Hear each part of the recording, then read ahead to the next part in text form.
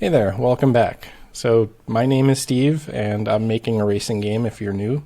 And I'm basically using Unity, and I've worked on the code for this project for a few years, and now it's time to make a game with it. What I've focused on today was mostly UI related work. I also spent some time browsing the asset store and finding some 3D art for the game. I didn't actually put any of it in the project yet, but I was basically looking through the free stuff and seeing what they have that I might be able to use.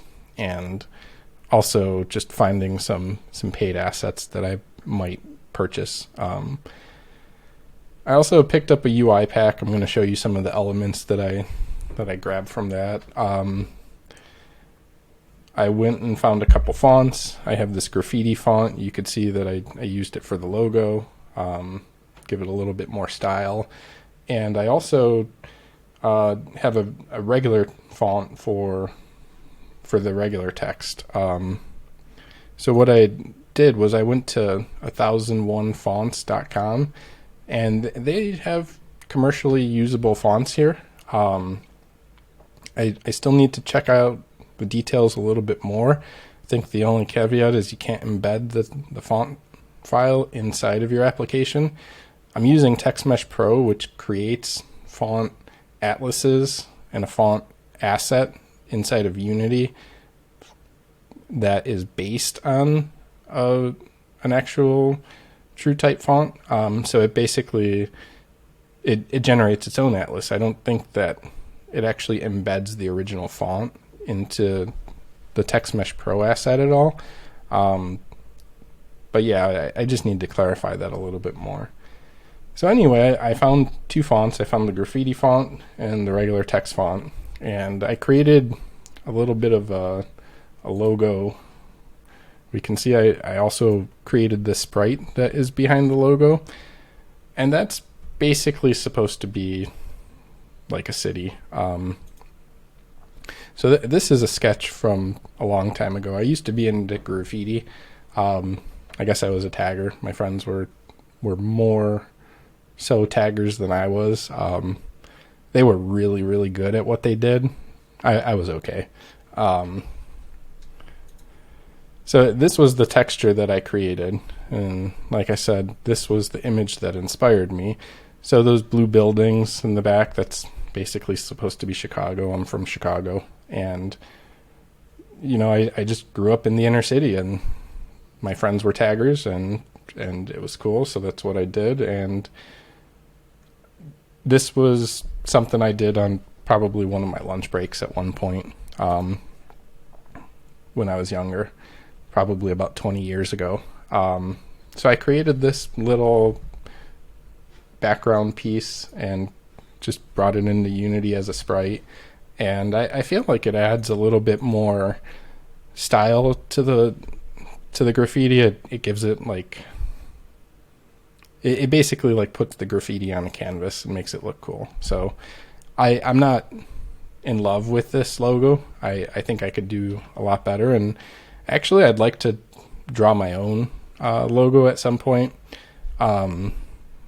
Maybe once I have more time and I've gotten farther into the project, but that's not really a priority for me at this point.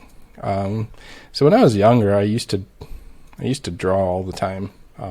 Here's a few more sketches, just in case anybody was curious as to what some of my graffiti look like. I worked at Starbucks, and this was a napkin that I drew on during one of my lunch breaks or something. It has a caricature of myself basically drawing the graffiti. I think that's exactly what I look like. I had earrings at the time, glasses, wearing a sweater, and the black polo shirt that we were required to wear, and khakis. Like, that was the Starbucks uniform. Some more scribbling on random pieces of paper and napkins. And that just says Chicago. When I was younger, before I even started drawing graffiti, and kind of once I started getting into it, I was always interested in it, And these are just sketches. And I grew up playing stuff like Grand Theft Auto, and I always thought like it would be super awesome if I could contact Rockstar Games and get my graffiti in their game. I don't think I was that good. Some of my friends probably, if they would have done something like that, they would have let them put it in for sure. They were like light years above my skill level. But anyway, yeah. So that's the story behind why I created this logo in the way that I did. And at some point I would like to go, and I have an Intuos Pro, just hook it back up and sketch out a really cool custom made by me logo for Midnight Streets. I think that would be cool. So that's the ultimate goal. Let's go ahead and just create a profile, and we'll take a look at some of the new text. So the new font is being used on this screen, not in the input field box. That's still the old font. I actually did not really do I didn't do anything to this screen yet. That's probably been the most neglected screen in the game so far. I was mostly focused on the actual race scene, and I put this little mini-map box around the mini-map. So I picked up a UI pack from the asset store, and they have a bunch of cool frames that I can use, and this was one of them. This was their mini-map frame. I'm not sure if I like it. I feel like it looks better than just a square box that's rendering the camera image, and the actual map in there is it's just a texture. So I went into the scene view and kind of did something like that, did a screenshot and just like saved it out in Photoshop. But at some point it'll probably become a better texture. There's just no point in doing that yet, because if I made a better texture, I'd have to replace it once I start changing the scene. So my thought is that there's probably not going to be any there's not going to be any color to this mini-map once it's final. It'll be so when I say color, like what it is right now is you can see the streets, you can see the grass, you can see the dirt, you can see the rocks, you can see the Pro Builder texture right here, you can see all of the different colors in the road and the buildings. That's all useless information on the mini-map. So at some point I do plan on actually creating a more stylized map that's more of like a monotone color. It might only show the roadways, for example. And that's basically what I've done to the mini-map and what my plans are still moving forward. I haven't done anything to the pause menu yet. That still needs a lot of work. I want to bring the profile name, the game progress, and like the percentage complete and the playtime into that screen. That might be one of the next things that I do. I spent a little bit of time cleaning up this scene. So I changed the race waypoint arrow color to match the other color. And I also have some new text up in the top left and the top right. And that's the text for basically the lap and the lap time, race time, player positions. And then I also set up a new end screen. So I'll go and drive through the race so we could see the end screen. Aside from that, I haven't really made too much more progress. I was mostly just planning out some changes that I'm going to make and testing out some new fonts and these UI pieces.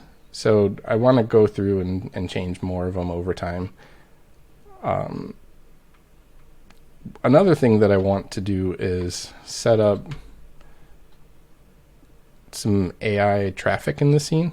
I don't want to set up too much. One of the things that I think about with anything that I do to this project is that I want I basically want to do as little rework as possible. Anytime you have to do rework, it's like you're doing double work. And if you have to rework the rework, you're doing triple work. So my goal is to eliminate as much double, triple, as much work as possible throughout the course of this project.